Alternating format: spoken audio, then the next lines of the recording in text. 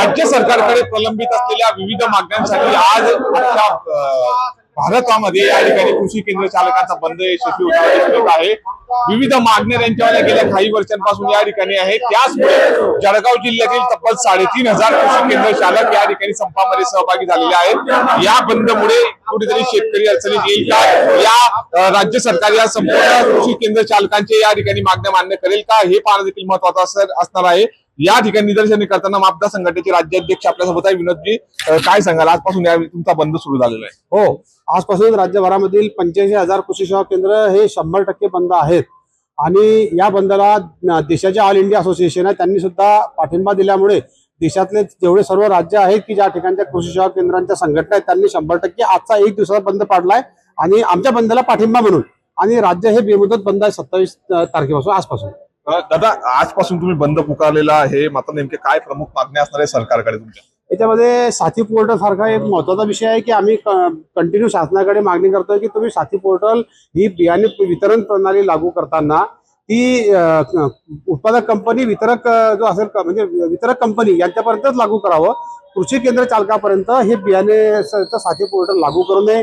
सोबतच रासायनिक खतं, त्यामध्ये युरिया असेल, DAP असेल, याच्यासोबत जे लिंकिंग मध्ये इतर खतं किंवा कीटकनाशक कंपन्या देत आहेत, नॅनो युरिया असेल, नॅनो DAP असेल, कीटकनाशक, PDM, पोटॅश नको असलेले प्रकार खतांच्या सोबत सक्तीने आम्हाला दिले जात आहे, हे सुद्धा बंद झालं पाहिजे। राज्यामध्ये मोठ्या प्रमाणात अनधिकृत STBT कापूस बियाणं हे परराज्यातून येते की जे प्रत्येक जिल्ह्याची टोटल मार्केट 50 लाख पॅकेट्स राज्यात अनधिकृत विकले जात आहेत।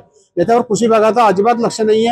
आम्ही वारंवार विनंती करतोय की ते सुद्धा थांबवा। आमच्या सॅम्पलची रक्कम शासनाकडे प्रलंबित आहे, ती शासनाने अजून आम्हाला कोट्यवधी रुपये आमचे घेणं आहे शासनाकडे, ते मिळत नाहीये। त्याच्यानंतर आम्हाला साक्षीदार म्हणून ट्रीट करण्यात यावं एखाद्या कोर्ट केसमध्ये की ज्याच्यामध्ये आम्हाला सुद्धा कंपनीसोबत शासन आरोपी करते, आम्हाला साक्षीदार करावा अशी मागणी घेऊन आम्ही चाललेलो आहे।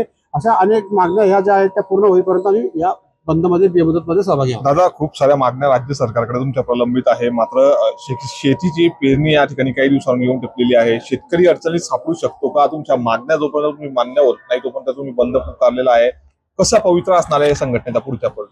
त्याच्यामध्ये शेतकरी बंधूंना त्रास देण्याचा किंवा वेठी धरण्याचा आमचा अजिबात तसा काही हेतू नाहीये। उलट पक्षी आम्ही शेतकरी बंधूंच्या सोबत आहोत।